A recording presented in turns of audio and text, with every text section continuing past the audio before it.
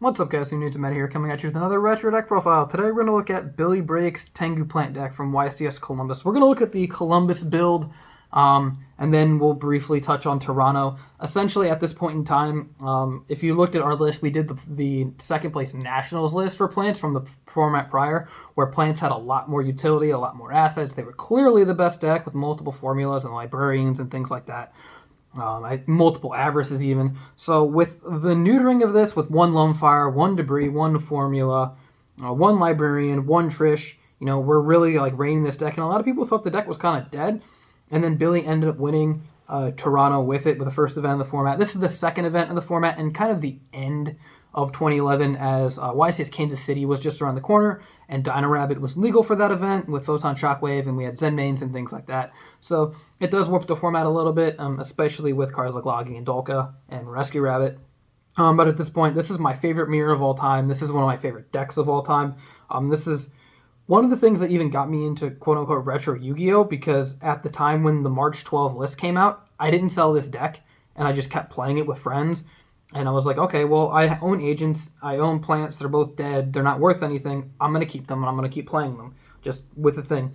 And it just kind of became a thing where we just kind of kept playing plant mirrors, or kept playing plants and agents and Dark Worlds, and we just kept liking it. It didn't matter how far it progressed on, we just kind of stuck with it, and I stuck with it. So I think at any point in time, I've almost always owned just a copy of this deck at any point in time, just so if people are like, hey, you want to play plant mirrors? Yes, I will play plant mirrors. So we'll get into the list here.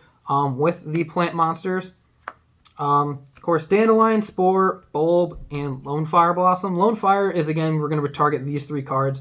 We can't go Lonefire, which is why we're not playing, actually I have one sitting out, why we're not playing Titanium anymore, because we can't really get there reliably with one Lonefire, and it's kind of dead, and things like that. So we're not going to worry about that card.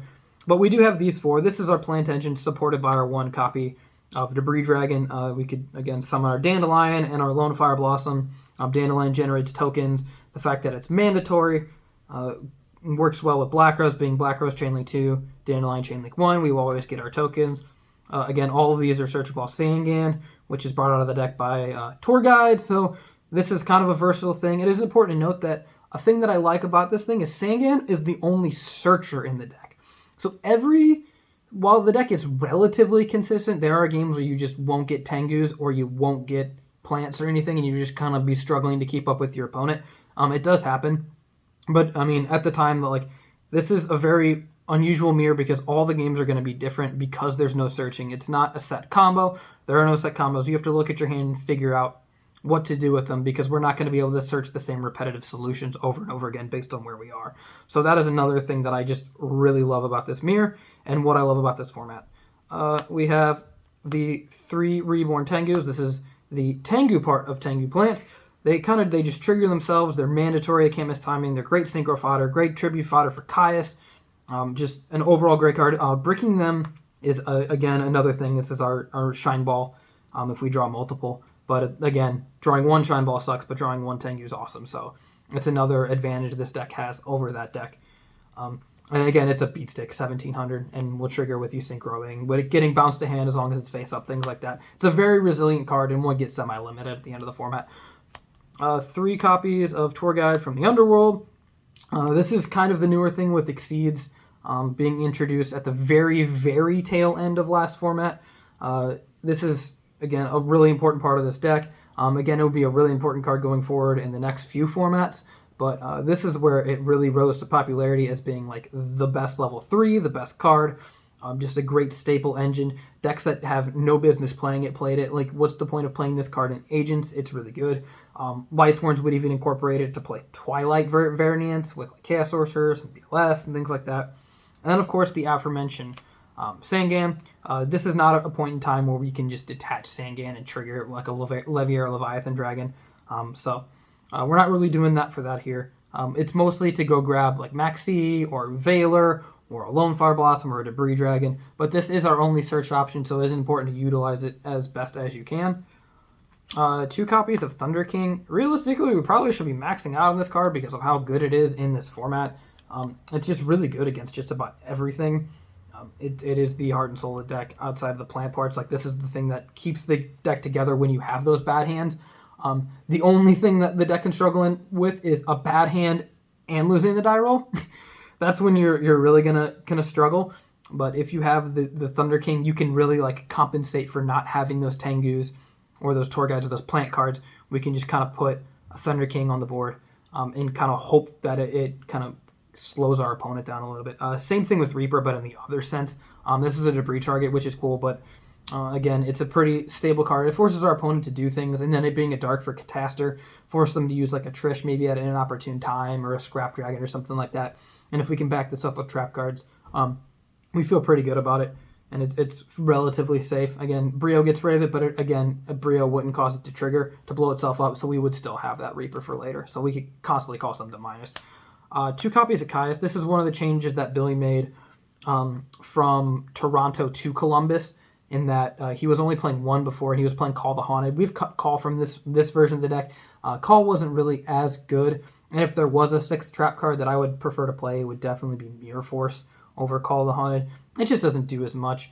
So once we kind of figured that out, that Caius became just like a little bit better. Caius is also really good against the newly introduced Dark Worlds. That is another inclusion of Columbus as opposed to Toronto that we would see. So Caius, again, being really good against that matchup. That is a newer matchup, so it's just kind of evolving the deck to fit the format. The newly unbanned BLS, this is the first time we would see this since the April 2005, of course, GOAT format. It was banned up until this point. It came back. I remember people thinking that Twilight and Lightsworns were going to be just the absolute nuts in this format because of this card coming back and be like, oh, we have this, we have 3 Judgment Dragons, and then the deck ended up not being good. But BLS can just absolutely steal games. We have tons of Light and Darks with our Valor, our Thunder Kings, and things like that. And then Formula is, Armory Arm is in the extra deck. So we have a lot of the extra deck cards to deal with that. 1 Gorz, we only play 5 trap cards, and Gorz is really difficult for a lot of decks to deal with. So this can be game saving if you're able to draw into it, which we can do with our 3 copies of Maxx. This is a format defining card. There's a reason that like a lot of lower decks can't really compete, and it's because they have to special summon a bunch. A deck like Doppelplants, which could really go off at the time, but Maxx just absolutely crippled it. And the thing about this deck is that it can stop. It is so important to be able to stop. I mean, yeah, you can 1-for-1 Dandy and your opponent changes Maxx, and you're just like kind of SOL at that point. But the ability to stop is so important in this format. That's another reason why agents tend to struggle a little bit more compared to this deck. Because if you commit 1 Shine Ball to the board, you're going to have a really hard time. If they go Maxx on that first Shine Ball, your play is kind of dead because you're not going to want to give them many more cards. And then this deck, again, if you just go summon like a Bulb when you have a Tengu on board and you sink 5, you're giving them 2 cards, but you still have 2 bodies on the board, so you've essentially broken even, and you have your Bulb in the graveyard or your Spore or whatever tuner you use in your graveyard for future use and things like that. And then the 1 Valor, this is the other change from Toronto. It was 2 and 2, and now we're 3-1.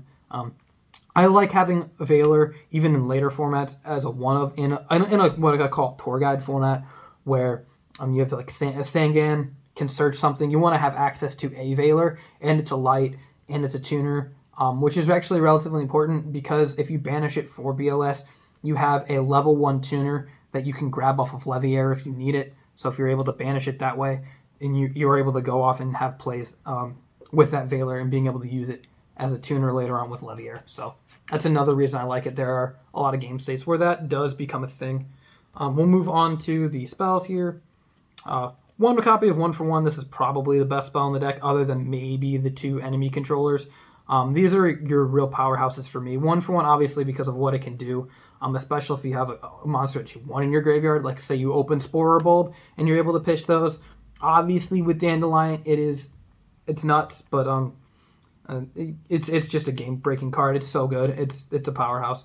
And then, of course, the 2 enemy controllers. I love enemy controller in this deck. It is so versatile. There are just so many weird scenarios with enemy controller that you could use, especially in the mirror, being able to like take your opponent's like Librarian or something and do synchro shenanigans with it. Is really good. I just think that enemy controller is extremely versatile with having 2 different options and being able to do different things with it.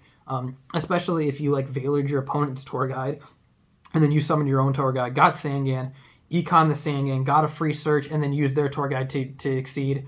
Like that is like the ultimate play. Or if you Maxx'd them and they stopped on the Sangan and you took their Sangan and searched with it, that's like that's the ultimate like brutality. That's It's like the ultimate Chad move. Also dodging Veilers with Yeah, you dodging Veilers with it. One Scapegoat. I'm not a fan personally of this card when I play this deck. If I play my own build, which is very rare because everyone just wants to play Billy, so which is fine. Because the only thing I change is I cut this for Mirror Force because I just think Mirror Force is overall a little bit better, and a lot of people just don't see it coming because they think there's no battle traps in the deck. It gets plants, so they'll attack with everything or whatever, and you can just surprise them with Mirror Force. So that's the reason I like it. But Scapegoat, it does offer a defensive option. It's really good with cards like Bulb and being able to go into Formula and then use the other tokens to be able to do things. So it does have its utility, and it does work offensively and defensively depending on what your hand is and what you need at the current game state. One copy of Foolish Burial. This is pretty self-explanatory, just to put all of our plants or things. Put a Light and Dark. I've had to do that before for like BLS. One copy of Mind Control. Just the ability to set up synchro plays is really important. So the fact that we can take our opponent's bigger monsters and sync with them is important. Or taking Tengu. Or taking Tengu. If you take your opponent's Tengu and then overlay with like one of your Thunder Kings or something, that's a really insane play. Pot of Avarice. You have to play this card. It's card. Staple stuff. Book of Moon. This is a decent defensive card again. I like it because it's chainable, and I think chainable cards are kind of important in this format because MST is at 3. So that is something to look out for. The Trinity, Dark Hole, Reborn, and Heavy Storm. And then only 2 copies of MST because, again, the best deck is this deck. It only has 5 trap cards, typically. So if you're maxing out on those, but you do side into more back row hate for other matchups like TGs and Dark Worlds and things like that. But we'll move on to the traps here. Again, Staple 5 Trap Dustshoot card is just broken to open. It's good when it's good. It's bad when it's bad. You take the pluses with the negatives. Sometimes you need to top deck a monster, and you draw this card in a late game, and it is what it is. But I mean, it is pretty game breaking when it resolves. The Solemn Brigade, Solemn Judgment, 2 Solemn Warnings. The ability to stop Tengu with these and stop Gorz with these is really important, and then the ability to stop your opponent's warning with your own judgment and still have the versatility of that. So it's good that these can like trigger in like damage step, or like when you run over a Tengu you can stop it. And then Torrential Tribute, again, it's a reactive card that can stop big boards. It's really good at getting rid of your opponent's Thunder Kings and stuff like that. Like if you go Tour Guide Sangan and then they go Thunder King, you obviously flip it. Thunder King's off the board, you get your Sangan, you can kind of go off from there. That is it for the main deck. We'll get into the extra deck relatively quickly. This was the same at both Toronto and Columbus, so it's not too much variance, but we have one formula as our 2. It's the best level 2 there. There's the only real level 2. Draws cards. It's a light. It can synchro during your opponent's turn. There are a lot of times when we have the Formula Librarian where we can either draw 2 cards with it, which is really nuts, or we can't necessarily do it that way in that order. A lot of times you have to go sync 2 and then banish the Spore that you just used, and with another token to make a 5. And then you have that and Librarian. If your opponent synchro summons, you're good. But the ability to Black Rose them on their turn is really important, so that's why I like the Formula Synchron for that utility of being able to not only draw, but to be able to Black Rose your opponent on their turn. One copy of Armory Arm as our 4. It's a pretty important card, just being able to have access to 4. Not even for its own effect or for being a monster, but just for the ability to like Synchro Climb. There are a lot of times you'll summon like a Lonefire when you have or like you'll summon something, you have a Dandylion on board. Let's say you go Lonefire Spore, pass, and your opponent doesn't do anything. You're warning their summon, and then you summon the Dandylion in your hand. You go 4, and then you could banish that Lonefire, go 8 or go 9 or something like that. So just being able to climb with this is important. Librarian, again, this card's at 1, unfortunately, but the ability to just draw off your opponent and draw off yours. It is important to be able to draw off your opponent synchro summons as well. So crucial for this deck to be able to draw and to stun our opponent with something that's not a trap card. Catastor, the staple 5. 6s, we have one Brionac, that's the staple 6. He opted to include a copy of Orient Dragon, which I really like for the mirror. The ability to get rid of things, get rid of the bigger synchro monsters like Stardust and Scrap Dragon is really good. We have our 7s with Black Rose and Ancient Fairy. Ancient Fairy is really good in the Dark World matchup. Billy didn't side Closed Forest, but I like the inclusion of Closed Forest with the ability of Ancient Fairy Dragon and doing it that way. And then one Black Rose Dragon. We can use both effects with Black Rose. People tend to forget that. Like if your opponent has like a Spirit Reaper, you can use it to blow it up. Or if they have a token, you can just ram into it for game. So the actual plant effect of Black Rose Dragon is utilized in this deck. So that is something to remember. Again, one Stardust Dragon, the best 8. Again, these two are pretty staple. They're both dragons for the Debris Dragon, of course. So we have the Stardust and Scrap Dragon. And then Trishula, which is also a dragon. Brio, unfortunately, is not, which is why another reason we play the Orient Dragon. Because it's a sea serpent and not a dragon, even though its name is Dragon. We can't make it with that and with like Debris Dragon and Maxx like we could Orient. So we play with Debris and Maxx we can make Orient. So, but we can do this with the 2 tokens that we get from the Dandylion and the Dandylion and the Debris. And then for the Exceeds, we have 1 Leviair, which is really good. It's important to know it's both players again, so you can, if your opponent has used Lonefire for their Spore, you can take their Lonefire and go that way, which is really important. So if your opponent has, it's kind of like Leviair and the Dino Rabbit mirror. For those who played that format, it's kind of the same thing. Using your opponent's Leviair is the same thing as using your opponent's Rescue Rabbit. A Leviathan Dragon. This is a rank 3 that can beat over Hyper Librarian, which is important because it doesn't give them cards and it's bigger than Hyper Librarian. So that's a good way to clear. It's kind of like a hard counter there. 1 copy of Utopia. It's a light. It's a big monster and it's kind of the staple rank 4. The only other rank 4s at the time I think were like it's Roach and then Wind Up Zenmeister in Gen Force. I think they're the only other rank 4. We obviously don't play that. If you were playing an Earth deck that sided Gozen match, you would because it's a 2500 when it has both materials. But we're not playing Gozen match because that card absolutely dump trucks us. Roach is obviously good against the mirror match because they can't synchro summon. Again, this is another card that Leviathan Dragon is a counter to. But again, a dark monster that stops things, and it's like a pseudo Thunder King for bigger monsters and things like that. And then it stops cards like Graphon Hyperion. Hyperion's also the big one there that we can prevent Hyperion from hitting the board. All right, so we're going to kind of go into some other decks, and I'm going to have Cadigan help make sure they're all on the screen. Are they on the screen? There. Agents. Can I push them up? You can bring them towards you. You can push them up, whichever. Yeah, bring them towards me. That's what I need. Some more room. Dark Worlds, which is the new inclusion with the structure deck. This deck is nuts. These 2 decks are probably the main 2 you're going to be playing against at the course of like around this format. Karakuri, Jeff Jones actually topped this event with Karakuri, but he didn't show his side deck and he refused to. He said it was bad and he didn't want to show anybody. Which, like, I guess I get TGs. I like TGs in this format. It's probably one of my favorite decks. I think it's really fun. A really cool deck, really good stun deck. It's probably the best stun deck, like if you want to play a deck that plays a bunch of trap cards.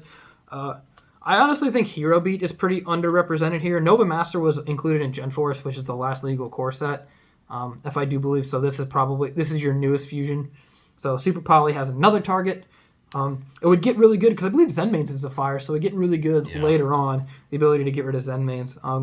And then a deck that a lot of people have been gravitating towards the revisitation of this format is X-Sabers. Yeah. Just because this is the last event where Dark Soul would be pre the Super Errata and the Tins, where it was an activated effect in the end phase and it couldn't stack. So you could search multiple times if you like use Fall Troll and kind of abused it that way. So we're going to look at Billy's side deck and talk about how he was able to deal with this. 1 copy of DD Crow. This is for the mirror. Again, it's a Sangan target for the mirror. It is really difficult to side deck for this mirror. It's kind of like Teledad in a sense where, I guess a less broken Teledad with like a crush card and Dark Arm and things, multiple Dark Arms. But it's difficult to side for it because there are no like floodgates that you can put in that hurt the mirror but don't hurt you. It's fairly difficult. Again, we just have a card another out that we can search off saying again, and it's Reborn. If they're still playing Call, hits Call, hits Spore, hits Bulb, hits the Debris target, Pot of Avarice, things like that. So that's why the 1 DD Crow is important. I could totally see side decking more of these in that sense, but I don't know. It might not be that necessary. 2 copies of Gemini Imps for Dark Worlds. This card is really good at crippling that deck because, again, not only does it stop it, but it replaces itself. So, again, what I said about the 3rd Thunder King and wanting to be able to play the 3rd Thunder King, Billy actually said he wished he could play 4 Thunder Kings. So we play he played the 1 copy of Doomcal as that pseudo 4th Thunder King. It's really good at hitting Maxx. So if there's like a play that you want to go off, you can get Maxx out of their hand. And it allows you to kind of do whatever. Because, like, Maxx just kills the card, but, like, who cares? Because that means they don't have Maxx anymore. And it stops a lot of other things like Sangan, Tengu, So this card's really good at running over Tengu. Does this stop Gorz? Yes. Wow. It stops Gorz.